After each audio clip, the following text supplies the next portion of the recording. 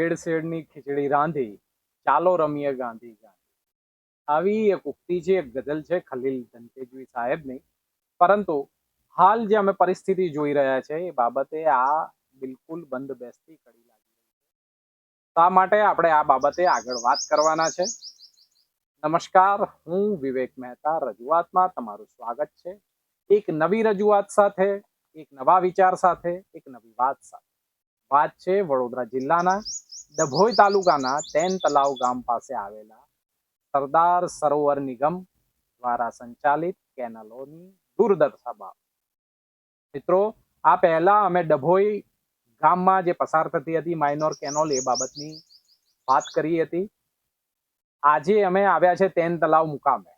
મિત્રો, અમને ઘણી બધી જગ્યાએથી રજૂઆત હતી કે અમારે ત્યાં પણ આવી દુર્દશા છે, આવી ખરાબ પરિસ્થિતિ છે, તમે અહીંયા આગળ પણ આવો.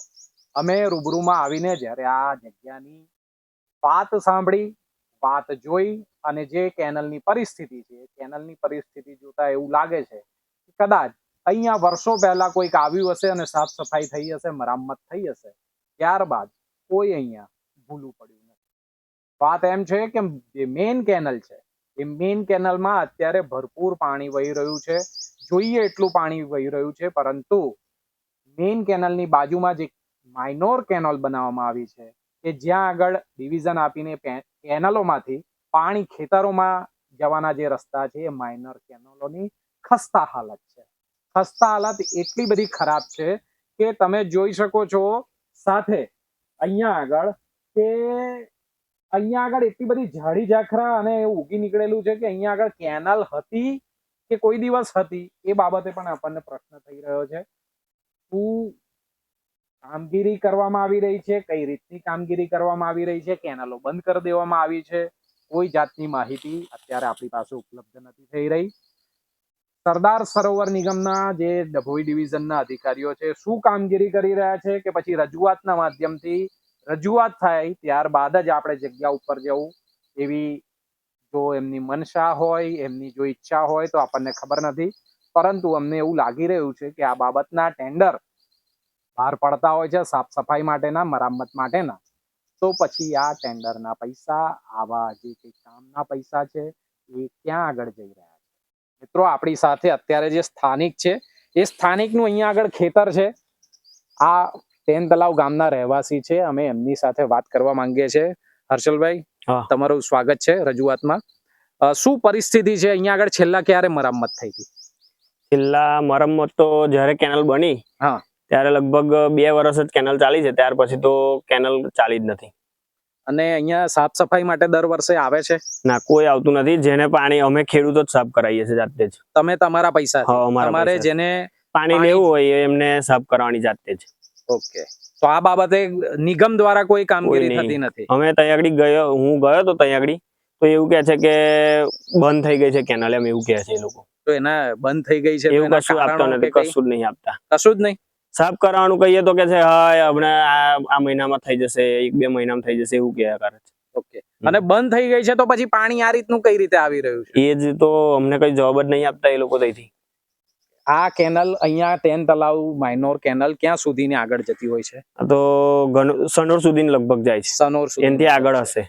ઓકે, અને આ જગ્યાએ રસ્તા એટલે તમારા આજુબાજુ એ બધું અમે જ સાફ કરાવીએ છીએ. આ કેનલ થી લઈને કોવા લગીને અમે બધો ખર્ચો અમે જાતે જ કરાવીએ છીએ. લગભગ દરેક કેટલા 25-20 વીંગા જમીન તો વાસેલ જ પડી રહ્યા છે કેનલના હિસાબે. પાણી જ નથી મળતું. જી મિત્રો, તમે જોઈ રહ્યા છો કે સ્થાનિક જે છે ખેડૂત છે એ આ કેનલ ખરેખર તો ગુજરાતની જીવાદોરી સમાન કેનલોનું જે કામગીરી હતી કે નર્મદાનું પાણી દરેક જગ્યાએ આપવામાં આવે અને ગુજરાતનો ખેડૂત વિકસિત બને, બે પાંદડે બને અને એનું સમૃદ્ધિનું કામકાજ વધે.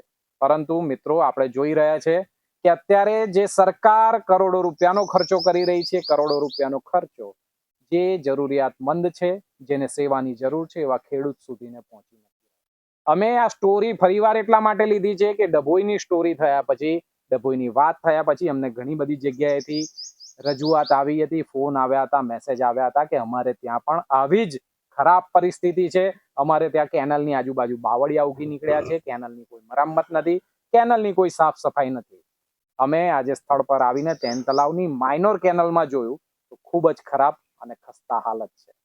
મિત્રો, અમે સરકારને પણ રજૂઆત કરવા માંગીએ છીએ કે તમે જ્યારે કરોડો રૂપિયા આ બાબતે ખર્ચી રહ્યા છો તો ખરેખર ખેડૂતને આ લાભ મળી રહ્યો છે કે કેમ, અને જો નથી મળી રહ્યો તો આ લાભ કોને મળી રહ્યો છે, આ ખર્ચો, આ રૂપિયા કોની પાછળ થઈ રહ્યા છે, આનું આંધણ કોણ ખોટી રીતે કરી રહ્યું છે. આવા અધિકારીઓ વિરુદ્ધ પણ કાર્યવાહી કરવામાં આવે, એમની પાસે રિપોર્ટ માંગવામાં આવે કે છેલ્લા આ બધી જ કેનલો ક્યારે સાફ સફાઈ થઈ હતી, ક્યારે મરામત થઈ હતી. અમે રજૂઆતના માધ્યમથી સરકારશ્રીને રજૂઆત કરવા માંગીએ છીએ કે ખરેખર કેનલોની દુર્દશા જોવા જેવી છે અને એને રિપેર કરવા જેવું છે. આ જગ્યાએ ખેડૂતોને જો પાણી મળશે તો એમની ખેતી સારી થશે અને એમનો પરિવાર હર્યો ભર્યો થશે, તો ગુજરાત પણ હર્યું ભર્યું થશે.